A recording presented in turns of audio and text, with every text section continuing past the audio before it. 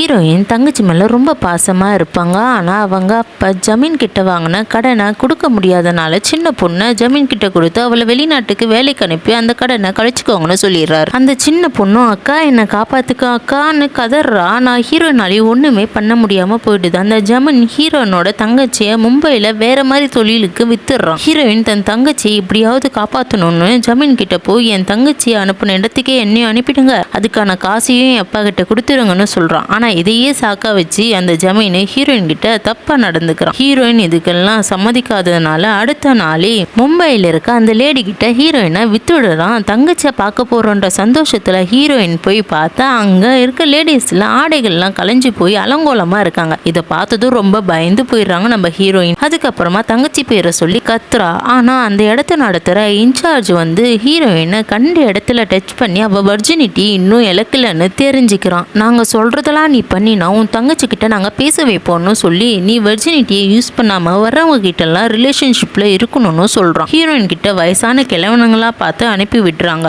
ஹீரோயினும் தங்கச்சி கிட்ட எப்படியாவது பேசணும்ன்றதுல இந்த கொடுமைகள் எல்லாம் சகிச்சுக்கிறா. கடைசியா அவ தங்கச்சி கிட்டையும் பேச வைக்கிறாங்க. ஆனா தங்கச்சிக்காரி நீ நினைச்சிருந்த அப்பவே என்ன அப்பா கிட்ட சொல்லி என்ன காப்பாத்திருக்கலாம், ஆனா நீ அதை பண்ணலன்னு கத்தி விட்டுறா. இவளை காப்பாத்த தானே வந்தோம், இப்ப இவளோ இப்படி நம்மள வெறுத்துட்டாளேன்னு சொன்னதும் ஹீரோயின் மனசு உடைஞ்சி போய் அழுறா. ஹீரோயின் அப்பா ஜமீன்தார் கிட்ட போய் என் பொண்ணு என்கிட்ட கொடுத்துருங்கன்னு கெஞ்சுறாரு. ஜமீன்தாரும் போனது தான் ஐயா, இதுக்கப்புறம் பொண்ணுங்கள்லாம் வர முடியாது, ஹீரோயின்கான காசையும் கொடுத்துறாரு. அந்த காசை அவர் எடுத்துட்டு போய் அந்த மும்பை லேடி கிட்ட கொடுக்குறாரு. அந்த மும்பை லேடி கிட்ட கொடுத்து என் பொண்ணுங்க கிட்ட என்னை கூட்டிட்டு போயின்னு சொன்னோடனே அந்த லேடியும் அவரை கூட்டிட்டு போறாங்க. அங்க கட் பண்ணா ஏகப்பட்ட கொடுமைகளை அனுபவிச்ச ஹீரோயின் கிட்ட ஒரு ஆள் வரான். அந்த ஆள் ரொம்ப நல்லவர் போல. இந்த மாதிரி இக்கட்டான சூழ்நிலையில ரியல் லைஃப்லயுமே கடவுள் நமக்கு ஹெல்ப் பண்ண ஒருத்தரை அனுப்புவாரு அப்படின்ற மாதிரி தான் இந்த கதையிலயும் ஒருத்தரை அனுப்பியிருக்காரு. சரி, இப்ப நம்ம கதைக்குள்ளேயே வருவோம். அந்த ஆளு அடுத்த நாளே போலீஸோட வருவாரு.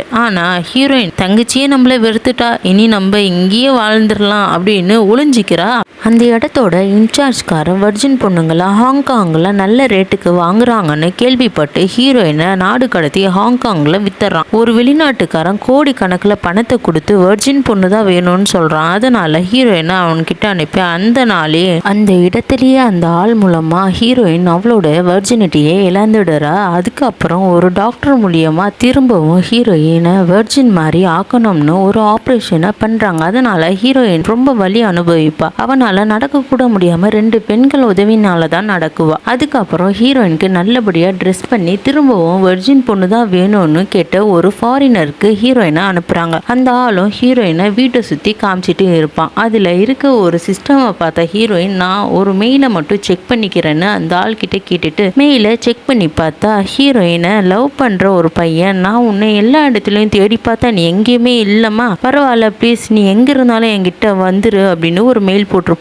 நமக்குன்னு இவனாச்சும் இருக்கானேன்னு ஹீரோயின் அங்க இருந்து எப்படியோ தப்பிச்சு ஓடிடுறா. அந்த ஊர்ல இருக்கவங்க கிட்டலாம் ஹீரோயின் ஹெல்ப் கேட்கிறா. ஆனா மொழி பிரச்சனைனால அவங்க யாருக்குமே ஹீரோயின் சொல்ல வர்றது எதுவுமே புரிய மாட்டேனுது. பசி தாங்க முடியாம ஹீரோயின் குப்பையில இருக்க சாப்பாட்டெல்லாம் சாப்பிட ஆரம்பிக்கிறா. அதை பார்த்த ஒரு நல்லவங்க ஹீரோயினை ஒரு ஆசிரமத்துல சேர்த்து விடுறாங்க. கவர்மெண்ட்டும் ஹீரோயினுக்கு என்ன ஆச்சுன்னு புரிஞ்சுட்டு அவளை காப்பாத்தி நல்லபடியா இந்தியாவுக்கே அனுப்பிடுறாங்க. ஹீரோயினை பார்க்க அப்பாவும் அம்மாவெல்லாம் வராங்க. ஆனா ஹீரோயின் அப்பாவை கண்டுக்காம அம்மா கிட்ட மட்டும் பேசுவா. ஹீரோயின் தங்கச்சியும் காப்பாத்தி அவகிட்ட ஹீரோயினை பேச வைப்பாங்க. கடைசியா ஹீரோயின் அவ லவ் பண்றவனை மீட் பண்ணி 2 பேரும் ஒன்னாவும் சந்தோஷமாவும் இருப்பாங்க. இதே மாதிரி இந்தியால 3 வருஷத்துக்கு 13 லட்சம் பெண்கள் தொலைஞ்சு போறாங்க. இந்த கேஸ்லாம் போலீஸ்னாலேயே கண்டுபிடிக்காத அளவுக்கு மர்மமா இருக்கு. அதனால நம்ம பெண் பிள்ளைகளாகட்டும் ஆண் பிள்ளைகளாகட்டும் நம்ம தான் பத்திரமா பார்த்துக்கணும்.